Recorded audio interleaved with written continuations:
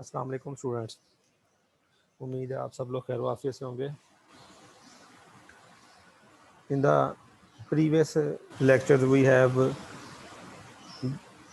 derived the IS curve and LM curve with the help of Keynesian cross and liquidity preference theory respectively.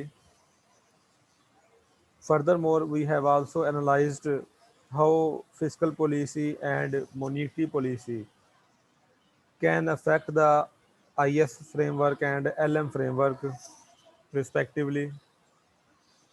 And furthermore, we have also studied that what are the responses of central bank or monetary policy as a result of expansionary or contractionary fiscal policy. Obviously दोनों policies की आपस में interaction भी होती हैं, तो अगर physical policy कोई स्टेप लेती है तो उसके अगेंस्ट में जो है ना मॉनेटरी पॉलिसी जो है ना मॉनेटरी पॉलिसी के पास कौन कौन सी चॉइसेस होती हैं। तो ये हमने लास्ट लेक्चर में जो है वो स्टडी किया था। इसके अलावा हमने इन्फ्लेशन और अनएम्प्लॉयमेंट टू इकोनॉमिक प्रॉब्लम्स जो है वो लास्ट कोर्स में स्टडी किए थे कि उनके कंसेप्ट, डेफिनेशन क्या है, मेजरमेंट क्या है, टाइप्स क्या हैं। और मैंने आप लोगों को बोला था कि इन्फ्लेशन और अनएम्प्लॉयमेंट चूँकि हम ऑलरेडी स्टडी कर चुके हैं तो इनको ज़रा स्टडी करके आइएगा ताकि हम इनसे लिंक्ड जो है वो नेक्स्ट लेक्चर स्टडी कर सकें। So today's contents are Phillips curve, the relationship between inflation and unemployment. थोड़ा सा ब्रीफली एक्सप्लेन कर देता हूँ इन्फ्लेशन क्या है और अनएम्प्लॉयमेंट क्या है। I have assumed that you are well known about the concept of inflation and unemployment. Inflation is simply rise in the overall price level is called inflation, and it can be measured by the consumer price index. On the other hand, unemployment, a person who is more than 16 years of old, who is able and willing to work but fail to get job, are considered as a unemployed. और unemployment rate को जो है वो हम find out करते हैं number of unemployed divided by labour force multiply by 100। इस तरीके से हम अनएम्प्लॉयमेंट रेट को फाइंड आउट करते हैं। So today's topic is the relationship between inflation and unemployment. This was firstly presented by Professor Phillips, A.W. Phillips. That's why named as a Phillips curve.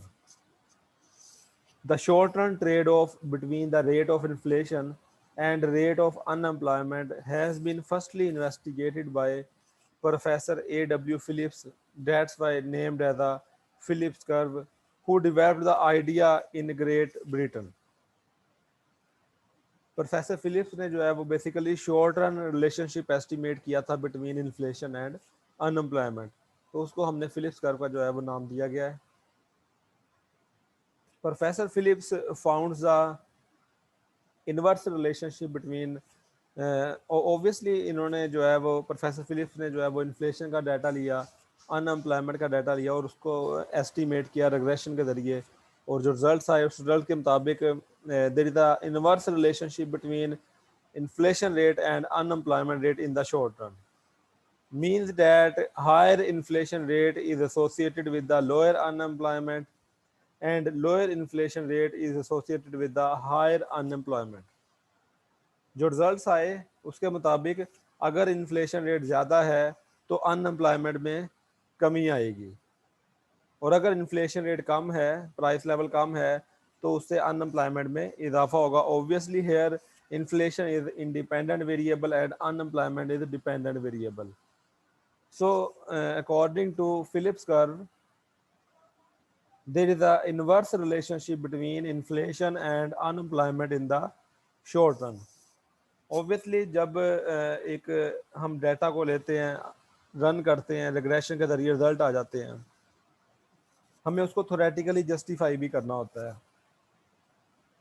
जैसे आप देखें ना कि मैं पाकिस्तान की एजुकेशन लेता हूँ और यूएसए के डिफेंस एक्सपेंडिचर लेता हूँ, तो और उनका रिग्रेशन रन कर देता हूँ, तो मे भी उनके रिजल्ट जो है वो सिग्निफिकेंट आ जाए कोई और पॉजिटिव भी आ जाए, लेकिन उनके पीछे कोई थ्योरेटिकल बैकग्राउंड नहीं है। So I could not justify these results. इसी तरह प्रोफेसर फिलिप्स ने जब दोनों वेरिएबल्स के दरमियान इनवर्स रिलेशनशिप फाइंड आउट किया तो इसको बाकायदा थ्योरेटिकली जस्टिफाई किया। सो लेट्स सी कि किस तरीके से जो है वो इस इनवर्स रिलेशनशिप को थ्योरेटिकली जस्टिफाई किया गया by professor Phillips. Rational for negatively sloped Phillips curve, क्या जस्टिफिकेशन थी, क्या रैशनल था behind the negatively sloped Phillips curve? The underlying rationale of the Phillips curve becomes apparent when we view the short-run aggregate supply curve and aggregate demand curve. Suppose that in some short-run periods, aggregate demand expands from AD1 to AD2, either because firms decide to buy more of capital goods or the government decides to increase its expenditure. Whatever the cause, in the short run, the price level rises from P0 to P2 and real output rises from Q0 to Q2. As real output rises, the unemployment rate falls. यहाँ पे हम basically justify करने जा रहे हैं इस negatively sloped Phillips curve को। कहते हैं कि अगर इसको जो थ्योरेटिकली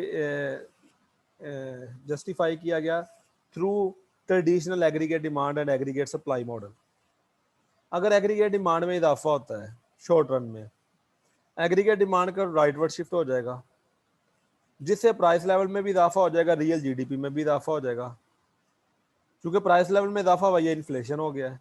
अब चूंकि साथ जीडीपी में भी इजाफा हुआ है, तो जीडीपी में इजाफा होने से अनएम्प्लॉयमेंट में कमी आएगी। जीडीपी में इजाफा होने का मतलब है प्रोडक्शन में इजाफा हुआ है, प्रोडक्शन में इजाफा हुआ, एक्चुअल जीडीपी में इजाफा है, इसका मतलब है तो आप ज्यादा रिसोर्सेज को हायर कर पाएंगे, मींस अनएम्प्लॉयमेंट में कमी आएगी। Let's see in the diagram, ये आपको ज्यादा क्लैरिफाई कर देगा diagram. Rational for negatively sloped Phillips curve, here you can see that increase in aggregate demand due to whatsoever reason, ये AD0 से AD1 पे गया, AD2 पे गया, AD3 पे। आप थोड़ा आप चाहे एक ही शिफ्ट कर लें, एक ही बात है। Let's suppose there is an increase in aggregate demand due to whatsoever reason, like investment में इजाफा हो गया, कंजम्पशन में इजाफा हो गया, गवर्नमेंट स्पेंडिंग में इजाफा हो गया, नेट एक्सपोर्ट में इजाफा हो गया, किसी भी वजह से एग्रीगेट डिमांड कर जो है वो राइटवर्ड शिफ्ट होता है। ये डिमांड पुल इन्फ्लेशन है ना, यही हम स्टडी करते हैं। Demand pull inflation is generated due to increase in aggregate demand. Aggregate demand के बढ़ने की वजह से जो है वो इन्फ्लेशन जनरेट हो गया।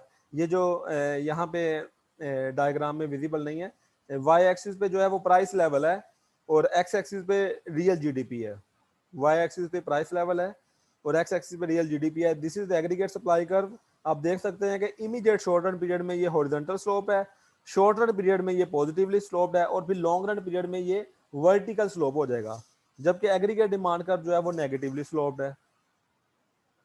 एग्रीगेट डिमांड में इजाफा होता है तो आप देखें एग्रीगेट डिमांड का राइटवर्ड शिफ्ट हो गया, जिससे प्राइस लेवल में भी इजाफा हो जाएगा और रियल जीडीपी में भी इजाफा हो जाएगा।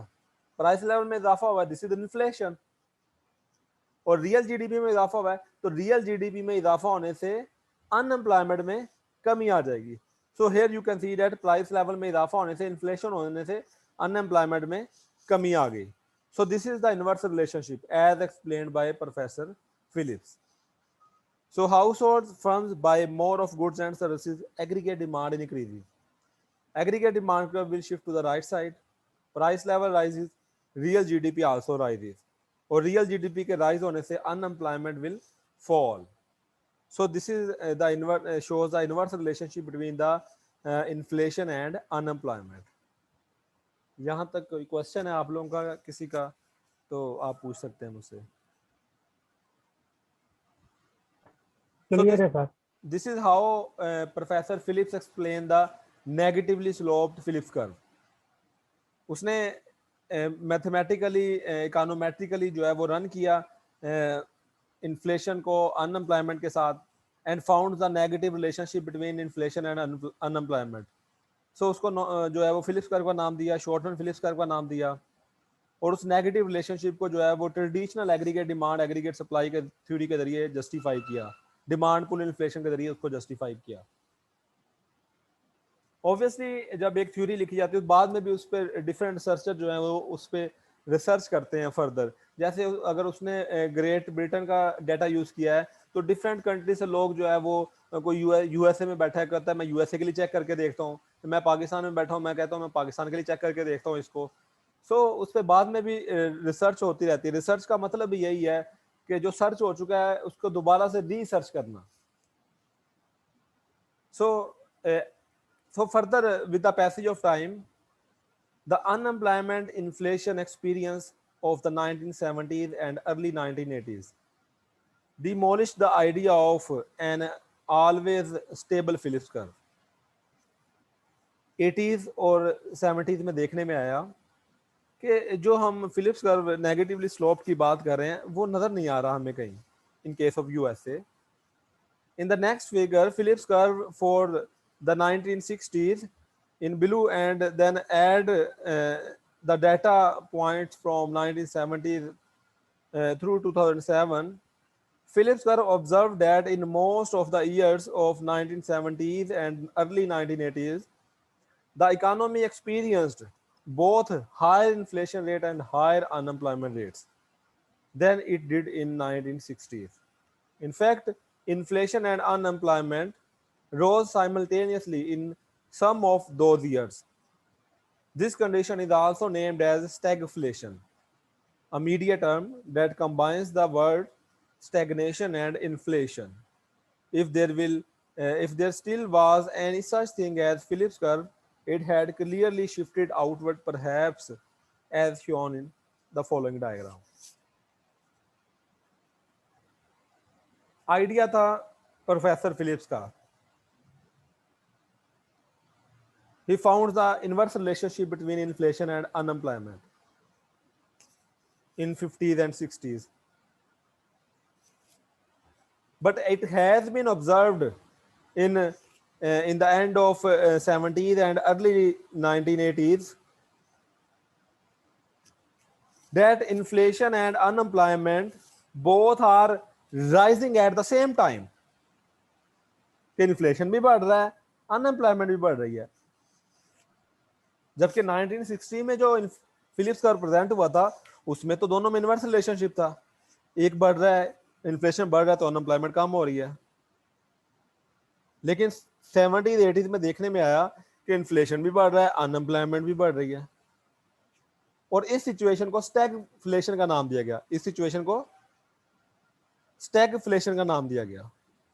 सो क्या सिचुएशन थी, हम डायग्राम के जरिए देखते हैं। This was the situation. ये फिलिप्स कर्व है जो नेगेटिवली स्लोप्ड है, इन्फ्लेशन और अनएम्प्लॉयमेंट में नेगेटिव रिलेशनशिप को जाहिर कर रहा है।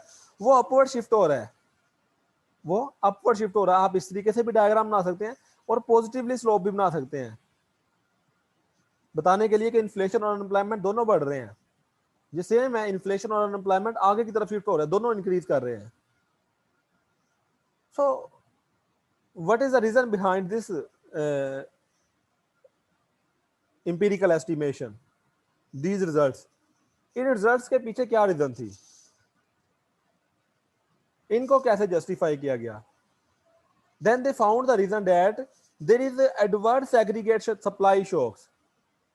There is adverse aggregate supply shocks which cause increase in inflation and unemployment at the same time. और जो रीजन फाइंड आउट हुई वो एडवर्स सप्लाई शॉक्स थी, एडवर्स एग्रीगेट सप्लाई शॉक्स, जिसकी वजह से इन्फ्लेशन और अनएम्प्लॉयमेंट दोनों में इजाफा हो रहा था। So here is the rational for positively sloped Phillips curve, क्योंकि 70s 80s में देखने में आया इन्फ्लेशन और अनएम्प्लॉयमेंट दोनों बढ़ रहे हैं। यूएसए के केस में जो है वो एस्टिमेशन की गई तो देखा कि 70s और 80s का डाटा लिया गया, इन्फ्लेशन भी बढ़ रहा है और अनएम्प्लॉयमेंट भी बढ़ रही है। देन फिर उसको थ्योरेटिकली जस्टिफाई करने के लिए ऑब्जर्व किया गया कि जो इसकी मेजर रीजन थी इसके पीछे वो थी एग्रीगेट सप्लाई शॉक्स। चूंकि अगर आपको मैं बताता चलो 1973 में जो है वो ओपेक बनी थी, ऑयल पेट्रोलियम एक्सपोर्टिंग कंट्रीज। एक कार्टेल बनी थी, तो उन्होंने फर्स्टली जो है वो ऑयल की सप्लाई को शॉर्ट किया था with an aim to increase the profit और increase the prices of petroleum products. अपना बताने के लिए कि कार्टेल बना लिया हमने, अपने अपनी मर्जी मनवाने के लिए या अपनी बताने के लिए जो है वो सप्लाई को शॉर्ट किया था, प्राइसेस इंक्रीज की थी। तो ऑब्वियसली वो 13 इस्लामिक कंट्रीज थे, 13 कंट्रीज थे,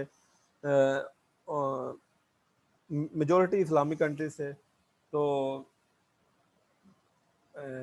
आप ये कह लें कि उनका जो उसका जो इफेक्ट था वो through out the world wide फैला था। ऑयल शॉक्स जो है वो मेजर एक्सपोर्टिंग कंट्रीज थे वो। So how they justify the positively sloped Phillips curve. Then economists struggle to find out the rationale for positively sloped short-run Phillips curve, and finally they found these are adverse aggregate supply shocks, which can explain the positive relationship between inflation and unemployment. Let's see how it is worked. A series of adverse aggregate supply shocks, sudden large increase in the resource cost that jolt an economy's short-run aggregate supply curve leftward, hit the economy in 1970s and early 1980s. Adverse aggregate supply shocks का मतलब है कि cost of production बढ़ी, जिससे aggregate supply कम हुई, aggregate supply का जो है वो लेफ्टवर्ड शिफ्ट हुआ 70s और 80s, लेट 70s और अर्ली 80s में। The most significant of these shocks was quadrupling of oil prices by the Organization of Petroleum Exporting Countries.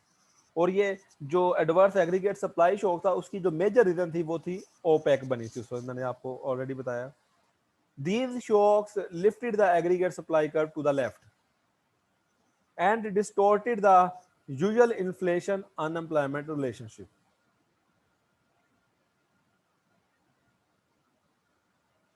So let's see adverse aggregate supply shocks. Aggregate supply curve will shift to the left side, जिसे हम demand cost push inflation भी बोलते हैं। Same वही scenario है। Aggregate supply leftward shift हो गया, जिसके नतीजा में प्राइस लेवल में इजाफा हो गया, रियल जीडीपी में कमी आ गई, और रियल जीडीपी में कमी आने से अनएम्प्लॉयमेंट में इजाफा हो गया। रियल जीडीपी में कमी आने से अनएम्प्लॉयमेंट में इजाफा हो गया। सो here you can see that price level भी बढ़ गया और unemployment भी increase हो गई। Here you can see in the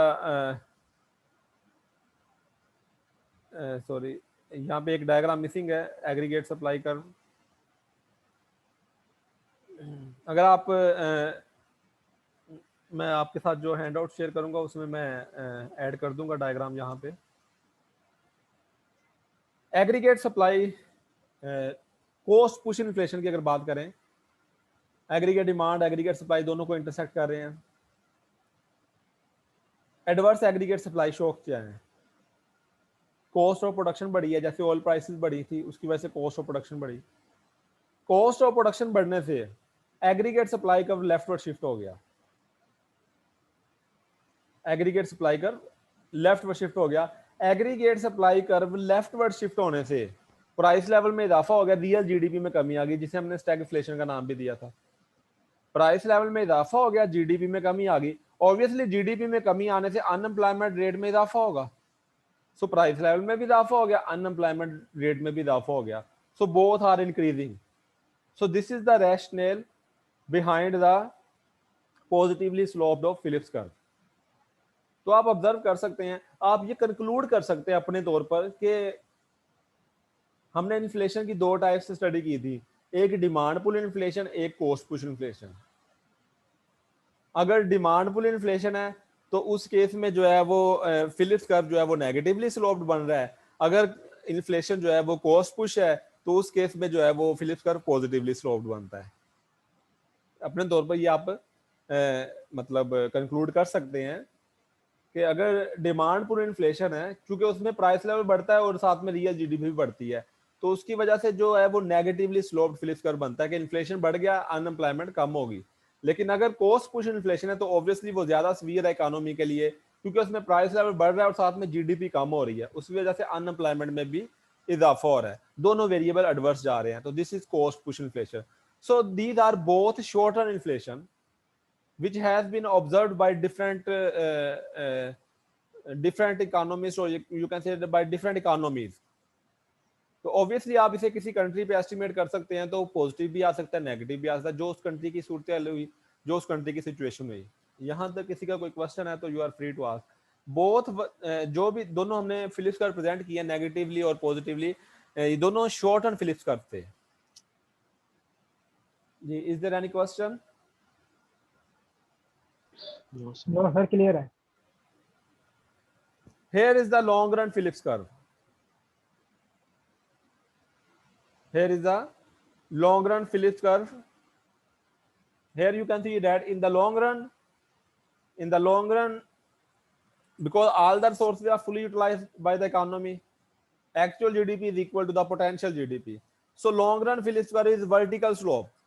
Long run Phillips curve is vertical slope means that अगर आप देखें long run aggregate supply curve जो है वो भी वर्टिकल स्लोप होता है, क्योंकि लॉन्ग रन में हम कहते हैं कि एक्चुअल जीडीपी जो है वो पोटेंशियल जीडीपी के बराबर है. Economy is producing at full employment, so price level जो है वो रियल जीडीपी को अफेक्ट नहीं कर सकता. जब प्राइस लेवल रियल जीडीपी को अफेक्ट नहीं कर सकता, इट मीन क्योंकि फुल एम्प्लॉयमेंट है लॉन्ग रन में, तो यहाँ पे भी सेम केस में प्राइस लेवल जो है वो अनएम्प्लॉयमेंट को अफेक्ट नहीं कर सकता. प्राइस लेवल जो है वो अनएम्प्लॉयमेंट को अफेक्ट नहीं कर सकता. प्राइस लेवल बढ़े या कम हो, उसका अनएम्प्लॉयमेंट पे कोई इफेक्ट नहीं होगा. That's why long run Phillips curve is vertical slope, क्योंकि लॉन्ग रन में तो फुल एम्प्लॉयमेंट होती है, all the resources are fully utilised by the economy. So जैसे ये 5% पे देखे लगाया हुआ है फुल एम्प्लॉयमेंट पे, ऑब्वियसली फुल एम्प्लॉयमेंट पे जो है वो फ्रिक्शनल और स्ट्रक्चरल अनएम्प्लॉयमेंट तो मौजूद होगी, but there is no cyclical unemployment. Full employment का क्या मतलब है? फुल एम्प्लॉयमेंट अगर इकोनॉमी में फ्रिक्शनल और स्ट्रक्चरल अनएम्प्लॉयमेंट मौजूद है, हम उनकी मौजूदगी के बावजूद कह देते हैं कि देयर इज फुल एम्प्लॉयमेंट. और कंडीशन क्या है कि यहाँ साइक्लिकल अनएम्प्लॉयमेंट नहीं होनी चाहिए. और फ्रिक्शन और स्ट्रक्चरल का जो नेचुरल रेट ऑफ अनएम्प्लॉयमेंट है वो कितना हम कंसीडर करते हैं? 5%, 4 to 5%. तो 5% पे ये देखें लाइन है, मतलब 5% नेचुरल रेट ऑफ अनएम्प्लॉयमेंट है. There is no cyclical unemployment, क्योंकि लॉन्ग रन में फुल एम्प्लॉयमेंट होती है. So price level is no more related with the unemployment in the long run. So long run Phillips curve is vertical slope. So here is the source of today's lecture, chapter 35, from the book of McConnell, Brew and Flint, chapter 35, extending the analysis of aggregate supply. जी students, यहाँ तक किसी का कोई question है तो you are free to ask. Clear है sir. यहाँ तक कर लीजिएगा, और फर्दर कोई क्वेश्चन हुआ तो आप मुझसे ग्रुप में भी जब मर्जी आप पूछ सकते हैं, इंडिविजुअल भी मैसेज करके पूछ सकते हैं.